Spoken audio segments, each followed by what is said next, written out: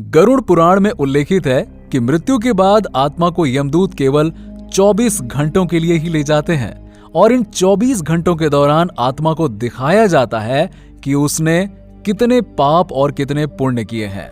इसके बाद आत्मा को फिर उसी घर में छोड़ दिया जाता है जहां उसने शरीर का त्याग किया था।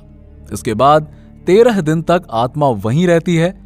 आत्मा को 13 दिन के बाद फिर ले जाया जाता है।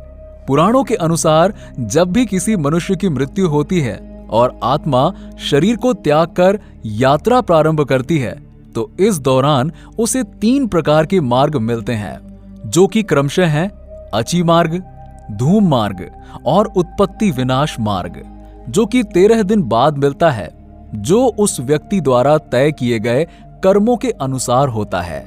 अची मार्ग ब्रह्मलोक और देवलोक की यात्रा के लिए होता है, वहीं धूम मार्ग पितृलोक की यात्रा पर ले जाता है और उत्पत्ति विनाश मार्ग नरक की यात्रा के लिए होता है। इस तरह आत्मा अलग अलग मार्ग में चली जाती है। यहां कर्मों के अनुसार और यमराज द्वारा तय किए गए समय तक रहती है। यजुर्वेद में कहा गया है कि शरीर छोड़ने के पश्चात जिन्होंने तप ध्यान किया है वो ब्रह्मलोक चले जाते हैं, अर्थात ब्रह्मलीन हो जाते हैं। कुछ सत्कर्म करने वाले भक्तजन स्वर्ग चले जाते हैं, स्वर्ग अर्थात वो देव बन जाते हैं, और राक्षसी कर्म करने वाले कुछ प्रेत यानी कि अनंत काल तक भटकते रहते हैं, और कुछ पुनः धरती पर जन्म ले लेते हैं। जन्म लेने वालों में जरूरी नहीं है कि वो मनुष्य योनि में ही जन्म लें। इससे पूर्व ये सभी पितृलोक में रहते हैं। वहीं इसका न्याय होता है कि आत्मा 17 दिन तक यात्रा करने के पश्चात 18वें दिन यमपुरी पहुंचती है। गरुड़ पुराण में बताया गया है कि जो लोग अच्छे कर्म करते हैं, गर्मियों में प्यासे व्यक्तियों को पानी पिलाते हैं, वर्षा ऋतु में किसी दुखी मनुष्य को शरण देते हैं, माता पिता की सेवा करते हैं, लोगों से मधुर वाणी में बात करते हैं, लोगों के लिए सद्विचार रखते हैं, किसी को कष्ट नहीं पहुंचाते हैं, वेदों का अध्ययन करते हैं, ऐसे लोगों को कभी कष्ट का सामना करना ही नहीं पड़ता और उन्हें स्वर्ग की प्राप्ति होती है। गरुड़ पुराण में यमपुरी के इस रास्ते में वैतरणी नदी का उल्लेख मिलता है। वैतरणी नदी निष्ठा और रक्त से भरी हुई है। जिसने गाय का दान किया है वो इस वैतरणी नदी को आसानी से पार कर यमलोक पहुंच जाता है, और जिसने गाय का दान नहीं किया इस नदी में वो डूबते रहते हैं और यमदूत उन्हें निकालकर धक्का देते रहते हैं। यमपुरी पहुंचने के बाद आत्मा पुष्पोदका नामक एक नदी के पास पहुंच जाती है, जिसमें कमल के फूल खिले रहते हैं। इसी नदी के किनारे एक छायादार वृक्ष होता है जहां आत्मा थोड़ी देर विश्राम करती है। यहीं पर उसके पुत्रों या परिजनों द्वारा किए गए पिंडदान और तर्पण का भोजन मिलता है, जिससे उसमें पुनः शक्ति का संचार हो जाता है। यमलोक के 4 द्वार हैं। 4 मुख्य द्वारों में से दक्षिण के द्वार से पापियों का प्रवेश होता है। यम नियम का पालन नहीं करने वाले निश्चित ही इस द्वार में प्रवेश करके कम से कम 100 वर्षों तक भटकते रहते हैं।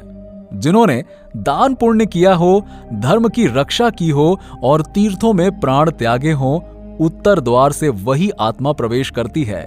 जिसने जीवन में माता पिता की खूब सेवा की हो, हमेशा सत्य बोलता रहा हो और हमेशा मन वचन कर्म से अहिंसक हो, पूर्व के द्वार से उस आत्मा का प्रवेश होता है। जो योगी, रिद्धि सिद्धि और समृद्धि है, इसे स्वर्ग का द्वार कहते हैं।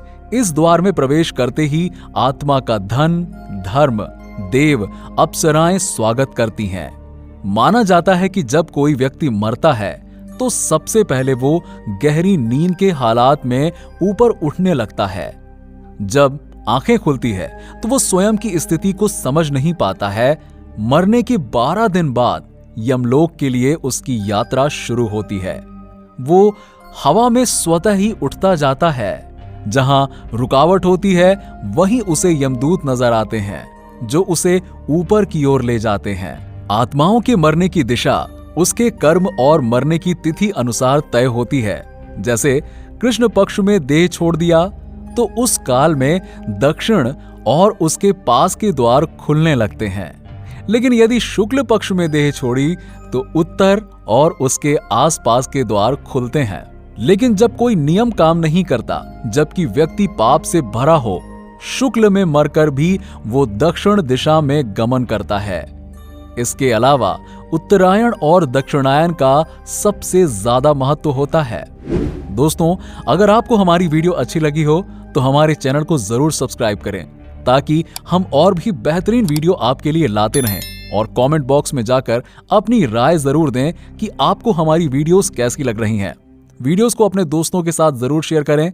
मिलते हैं आपसे नेक्स्ट वीडियो में, तब तक के लिए नमस्कार।